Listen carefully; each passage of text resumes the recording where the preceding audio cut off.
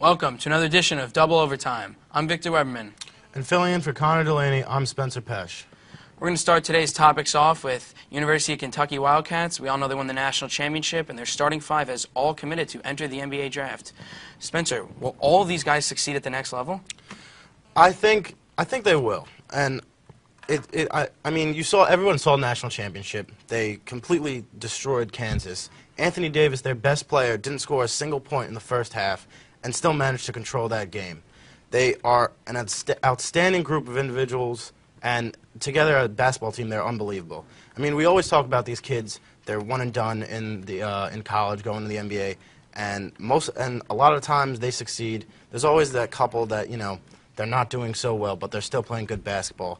And with this group, I really think they could. Yeah, do well. They do have a lot of chemistry, and I think it's going to be tougher because college is absolutely not the speed of the NBA.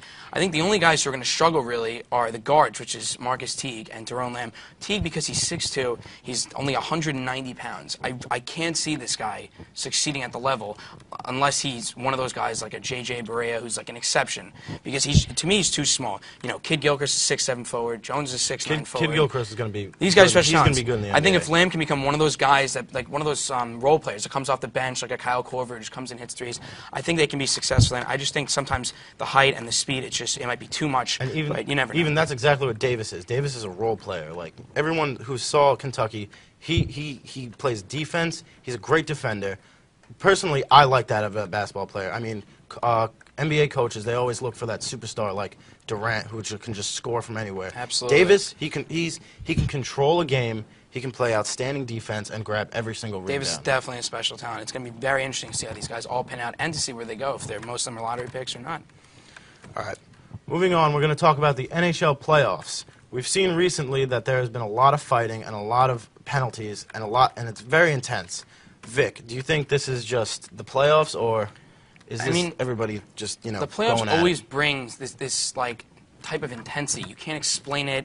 Players want it more. Like this is everything you've worked for. 82 games. It boils down to a 7-game series every round.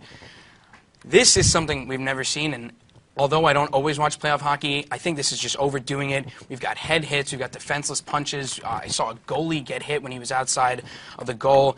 We've had a combined 13 suspended games, and the first round's not even over yet. I mean, I'd say with the Stanley Cup playoffs are like no other playoffs. It's intense, and everybody wants that Stanley Cup. Everybody on the hockey wants the cup. I'd say with like the Penguins and the Flyers, that's a big rivalry. Like it's been heated. Even in the game last night, there was one point they were just calling out penalties left and right. Yeah. But I think it now puts more pressure on the refs, because every time you see a little penalty, like I saw players were at least 10 feet apart, and the ref was skating over just to see if a fight was going to break out. And I hope this doesn't affect the way they call games in where we see in the NFL, where a quarterback gets touched in the shoulder or gets brushed and he falls down and they're throwing flags. I hope it doesn't turn into something like that.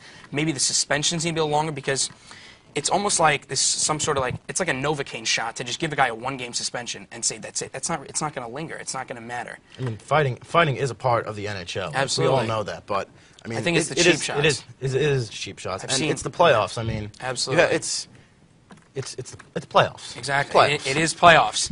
And speaking about playoffs, the NBA is approaching their playoffs soon, and the heavily favored Oklahoma City Thunder aren't really doing too well right now. They're 5-5 in their last 10 games. Spencer, is there a cause for concern? Is it time to hit the panic button? Not so much. I mean, it's the Oklahoma. Like everybody's seen how well they've done. Serge Ibaka, Durant, Russell Westbrook. They are an outstanding team.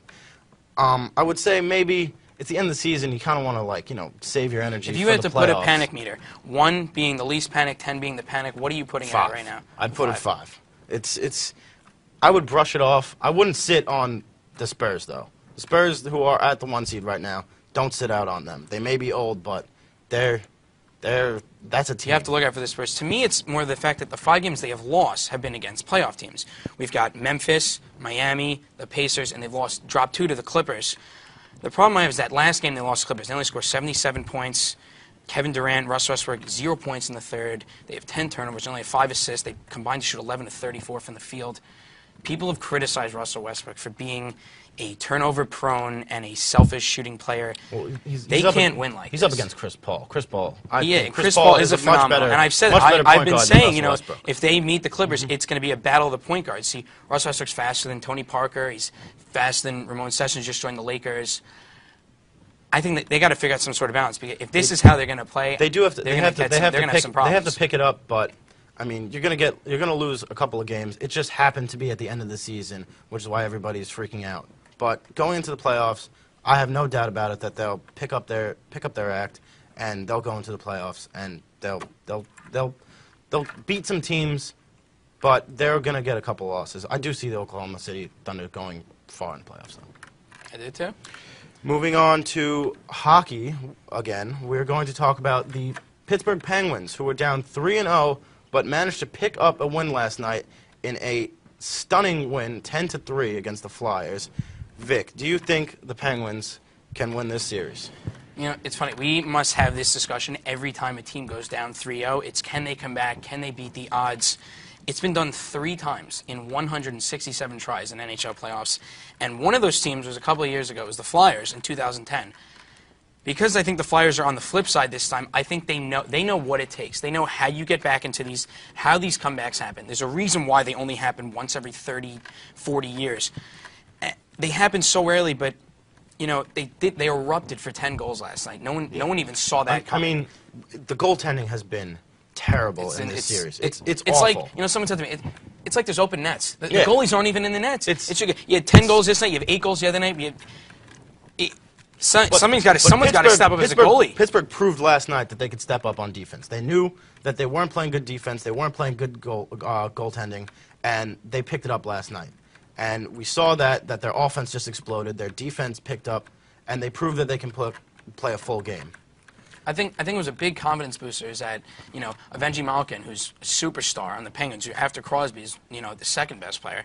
He got his first 2 goals last night. I think it's a confidence boost for him. They had a couple guys suspended last night. They're getting him back in the next game. To me, it was almost like the Flyers had this in the bag last night. But I mean, we're going to see, because now they're going back home to Pittsburgh. They're going to have crowd momentum. You don't want to see a team just get flattened like this.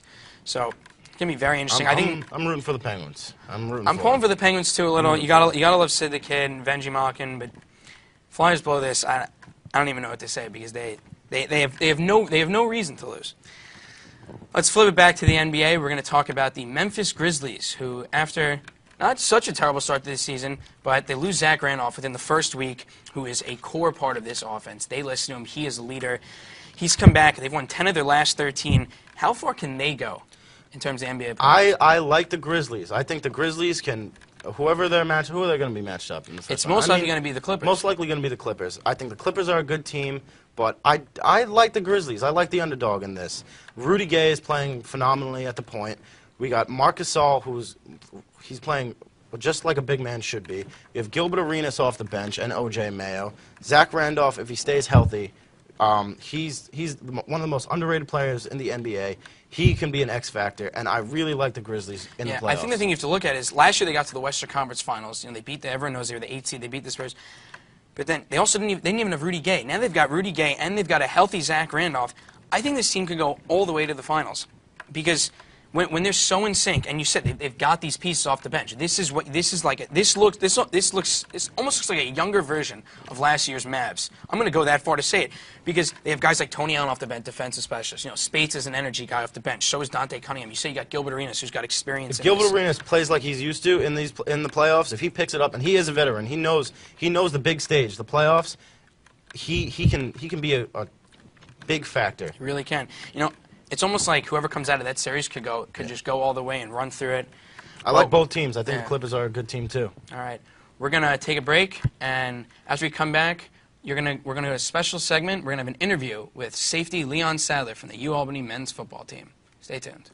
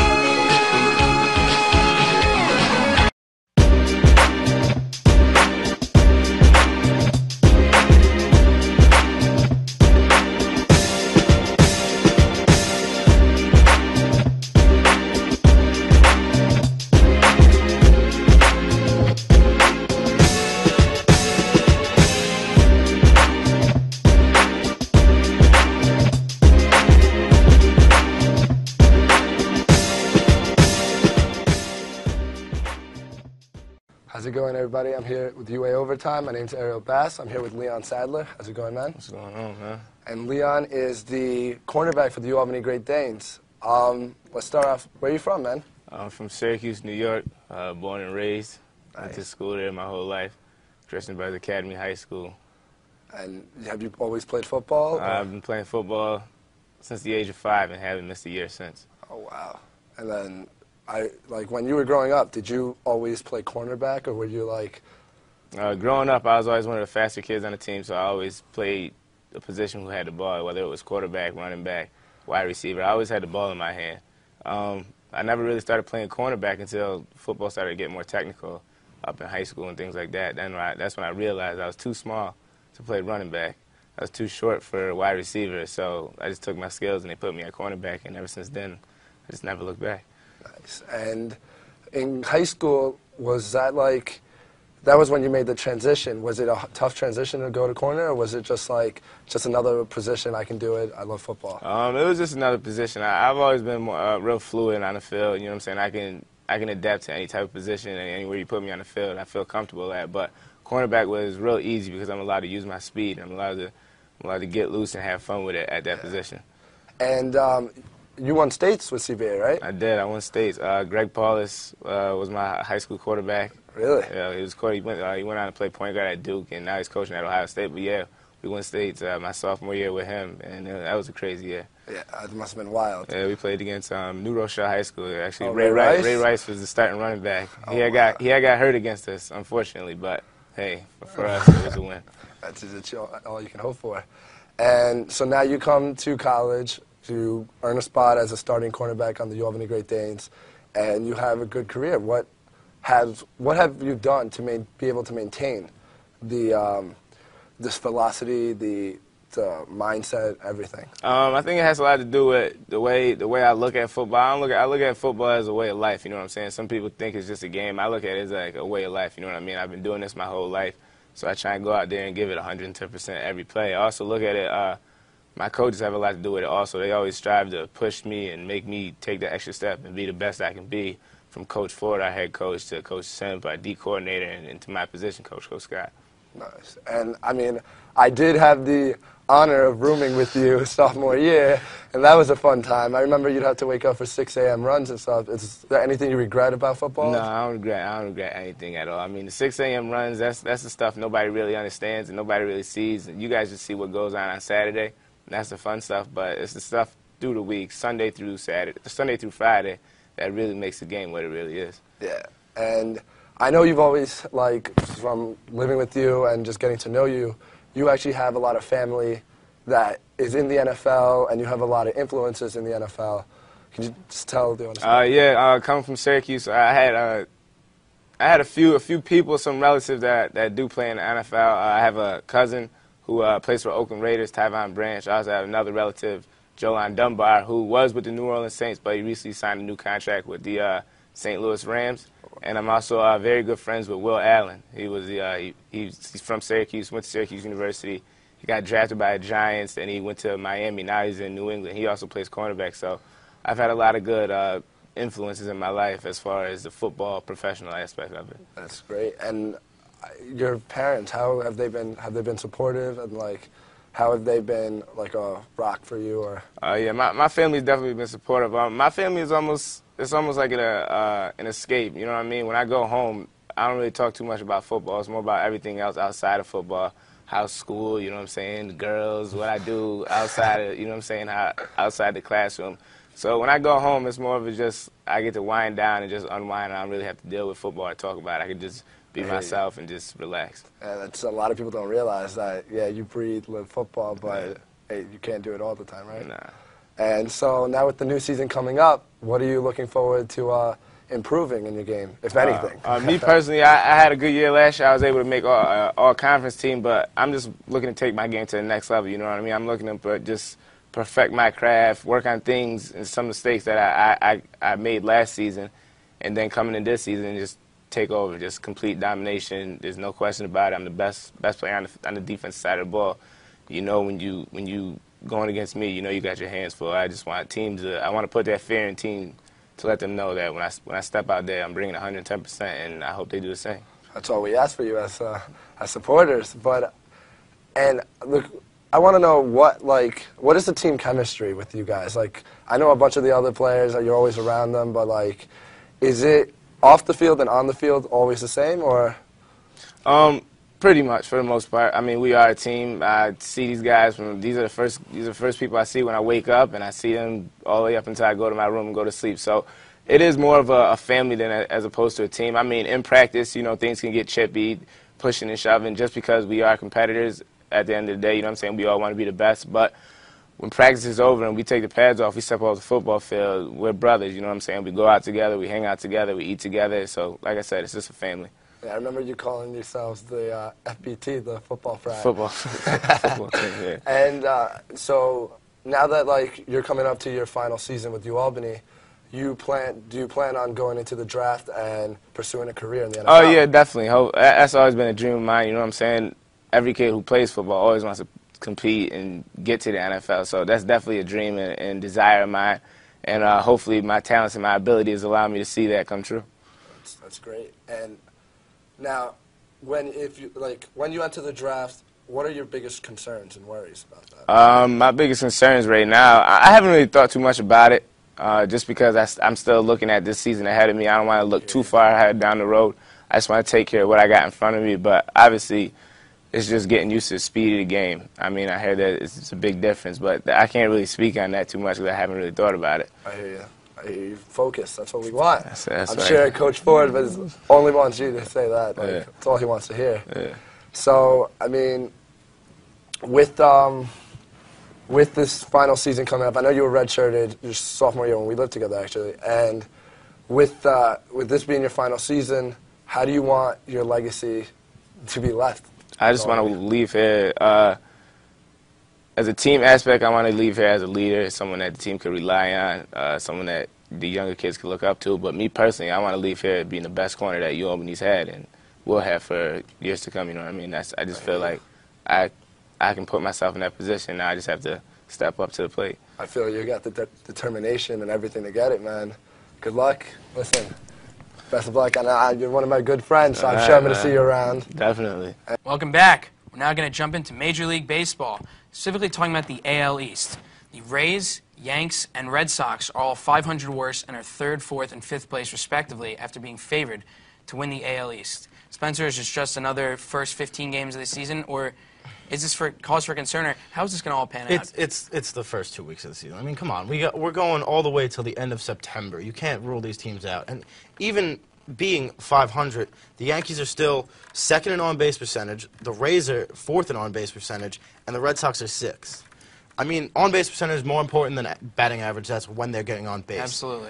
They're not getting in runs. I mean, even if they are getting in runs, the pitching's the problem. The pitching is terrible. Pitching is terrible. Every ace pitcher on this team is just, their ERA is skyrocketing. Take a look at the Red Sox. They got a combined ERA of 6.2.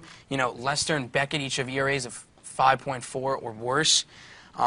Specifically, I was just saying with the Red Sox, you know, Gonzalez, who's, you know, their leader and the guy that really gives them the hits when they need it, he's only batting .292, which isn't terrible, but Pedroia is batting .270, and Youkilis is batting a dreadful .184 off of .738. So, and, you know, the Yankees aren't much better in the pitching because Phil Hughes is dreadful. Everyone says Phil Hughes, he's going to come back, he's going to do great. He's got a 9.0 ERA right now. That's disgusting. That's disgusting. You can't do that. You're a New York Yankee. You're a starting pitcher on the New York Yankees. I'm a big Yankee fan. I expect the highest from them every year. You know, the Red Sox only having 4 wins, 3 out of their 4 have actually come against the Rays. Yeah. So it's very confusing. I mean, and now we got the Red Sox and the Yankees playing. Red Sox, Yankees playing this weekend. We're gonna see some We're gonna see some changes. It's gonna hopefully it gets better. Let me just pray for that, especially as Yankee fans here. And just if we're on the topic of the Red Sox, I saw last week Ortiz stole a base. Never do that again. Please, never do that. For God's sakes. Now we're going to continue with baseball and talk about the Nationals. They are first in the NL East, which is pretty surprising because last year they weren't doing too good, and they are off to a great start. Vic, how do you feel about the Nationals right now? As a fan, I love it. They're 10-3. They're finally relevant. You know, people criticize them for giving Worth way too much money. Maybe he was worth the money. He was. Okay, the guy's batting .347. Granted, that might have been the worst stroke I've ever made. But the point is that he's batting .347. The guy's hitting. Their pitching is incredible. Every starting Strasburg's looking he's fantastic. He's looking great off of Tommy John surgery. That's hard to come back. The starting pitcher, and he's doing starting great. pitching is, they're 5-1 combined. The whole pitching staff, including middle relievers, is 192. They got Zimmerman, LaRoche, and Worth hitting 300 or better. They're doing what teams need to be doing. They have to get good And hitting and combined with good pitching. It's not like they're beating up on bad teams. They started off all first 6 games on the road, 2 at Chicago, 2 at the Mets, who are in second place in the NL East. The Mets, give the Mets credit, though. All right, the Mets are playing well. They've won 3 out of 4 against Cincinnati. But to me, the real test is going to be the next 9 games. They've got 3 against home against the Miami Marlins, who, we're still trying to figure out. They have 3 at San Diego, then they got 3 at Dodgers, and then even the next 2 games after that, they're playing the Diamondbacks. Dodgers. I think we have to wait to see how this pans out. But we're just going to jump back into the NHL quickly because our hometown New York Rangers, they blue shirts, but it's not looking too true blue right now because they just dropped an overtime loss again to the Senators.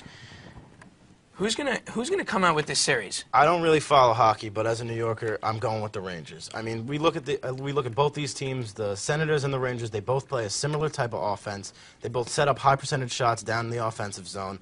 And I mean, you have to give the Ottawa the 8th seed factor. They're trying to play with something to prove. Rangers are the 1st seed. They probably thought they could come in, walk all over this team, and now it's a series. Yeah, I think the problem with the Rangers in both of these games, they've been up during the game. And the first game, it was almost like an own goal, and it went off a Rangers defenseman's skate into the net. And then last night, I think last night they just got outplayed. They had a couple chances to seal it, and they really just didn't.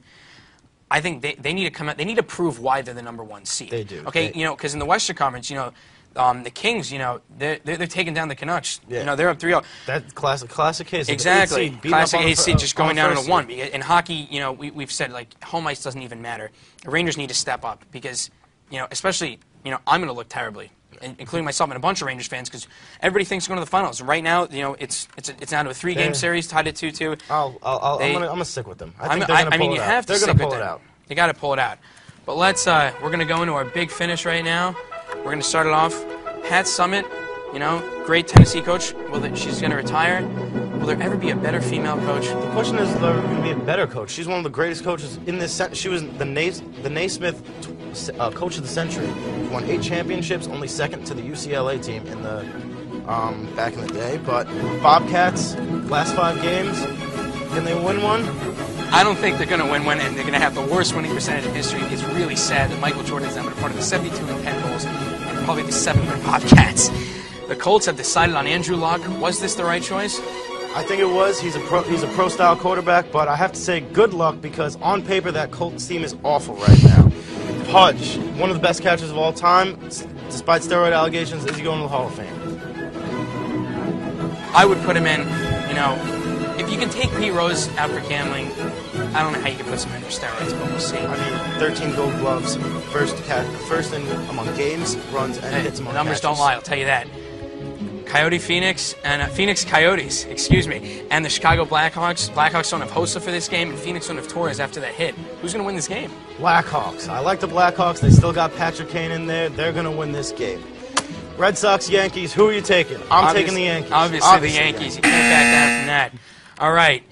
Give the crowd something to watch for this weekend.